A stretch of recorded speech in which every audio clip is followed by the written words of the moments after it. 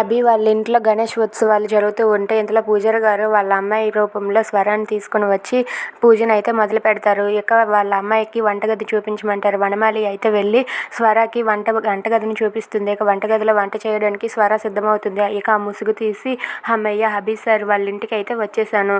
ఇప్పుడు నేను ఇక్కడ ఉన్నట్టు ఝాన్సీకి కానీ తెలియాలి, తనకి చుక్కలు కనబడతాయి అని చెప్పి అనుకుంటుంది. ఇక పూజనైతే ప్రారంభిస్తారు. పూజలో అభి, ఝాన్సీ అలాగే బాబీ వాళ్ళ ముగ్గురు కూడా కూర్చొని పూజ చేస్తూ ఉంటారు. అలా విఘ్నేశ్వరుడికి పంతులు గారి దగ్గరుండి వాళ్ళ చేత పూజ చేయిస్తూ ఉంటారు. ఇక స్వర మాత్రం కిచెన్లో వంటలు చేస్తూ నేనే ఈ వంటలు తిని అభి సార్ అయితే నేనే ఈ వంటలు చేశానని అభి సార్కి తెలుస్తుంది అని చెప్పి అనుకుంటుంది. ఇక ఝాన్సీ మాత్రం అమ్మయ్య ఫామ్ హౌస్లో కాకుండా ఇంటి దగ్గర పెట్టాను, ఆ స్వర రాకుండా చేశాను అని చెప్పి అనుకుంటూ ఉంటుంది.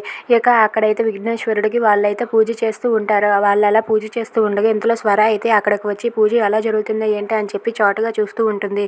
ఇక అక్కడ పూజ చేస్తున్న ఝాన్సీ అభిని చూసి చాలా బాధపడుతూ ఉంటుంది. ఆ ఝాన్సీ స్థానంలో నేను ఉండవలసింది, నేను అభి సార్ పూజ చేస్తే ఎలా ఉంటుంది అని చెప్పి స్వర అయితే అలా ఆలోచించుకుంటూ అభి సార్, నేను, బాబీ మా ముగ్గురం కూడా పూజ చేస్తే చూడడానికి ఎంత బాగుంటుందో అని చెప్పి స్వర అయితే తనలో తాను ఆలోచించి సతమతమవుతుంది. ఇక అభి సార్ నేను ఇద్దరం ఎప్పుడు కలుస్తామో, మా ముగ్గురం ఎప్పుడు కలిసి ఉంటామో అని చెప్పి అనుకుంటూ ఉంటుంది.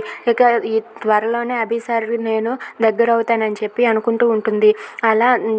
అలా తనైతే అక్కడ పూజ చూసి మళ్ళీ వంటగదిలోనికి వెళ్ళి వంట చేస్తూ ఇప్పుడు నేను ఎలాగైనా సరే ఝాన్సీకి కనిపించాలి, తనకు చేసిన ఛాలెంజ్ని నేను నిరూపించుకోవాలని చెప్పి అనుకుంటూ ఉంటుంది. అలా తనైతే కిచెన్లో వంట చేస్తూ ఉంటుంది. ఇంతలో అక్కడికి చామంతి వస్తుంది. చామంతి రాగానే బయట జయకృష్ణ చామంతితో కలిసి మాట్లాడుతూ ఉంటాడు. ఏంటి చామంతి, ఈరోజు నువ్వు చాలా అందంగా ఉన్నావు తెలుసా అని చెప్పి అంటాడు. అలా చామంతిని పొగిడేస్తూ ఉంటాడు. ఆ పొగడ్తలకైతే చామంతి పడిపోయి జయకృష్ణ ఏ మాట అన్నా సరే ప్రతిదానికి నవ్వుతూ ఉంటుంది. అది చూసి జయకృష్ణ అయితే తిను నాకు పూర్తిగా పడిపోయింది, ఆ విషయం నాకు అర్థమవుతుందని చెప్పి అనుకుంటాడు. If you like this video please subscribe.